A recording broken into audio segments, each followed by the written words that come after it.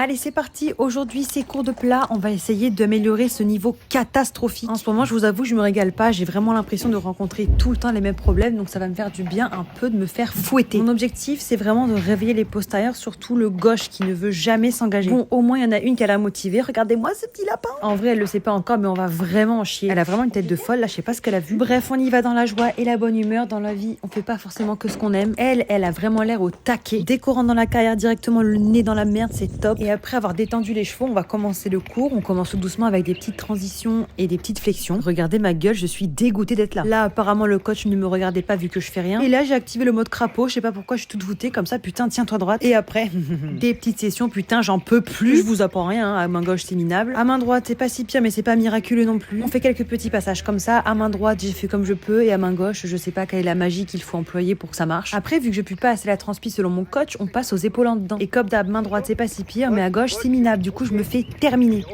Après, on souffle 2 minutes au pas, puis on passe à la pire partie du cours, le galopin. Je galère déjà à rétrécir mon cercle, alors la transition, vraiment, c'est minable. Là, on le voit, Pusher, elle a vraiment trop du mal à abaisser ses hanches, et moi, je vous avoue que dessus, je suis en sueur. Et c'est difficile pour moi de sentir dessus le moment où elle engage bien son postérieur et que je peux l'arrêter en ayant la bonne attitude. Là, pareil, on le voit, elle fait l'effort, mais elle galère de fou. Et moi, dessus, c'est pas mieux, je suis littéralement tout rouge et j'ai plus de respiration. Allez, c'est parti maintenant pour la main du chétan, la main gauche, vraiment, je peux plus, genre. Et là, en plus, j'ai plus de force, et comme elle galère, j'arrive pas à entretenir son galop, du coup, elle fait que rétrograder.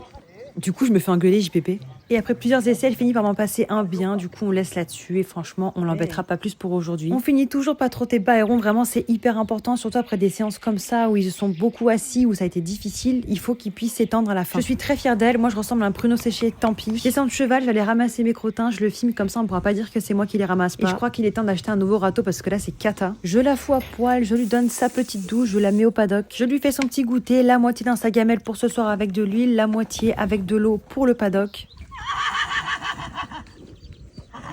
Ah bah oui, hein, là pour elle, je suis Dieu. Et bonne journée, bisous.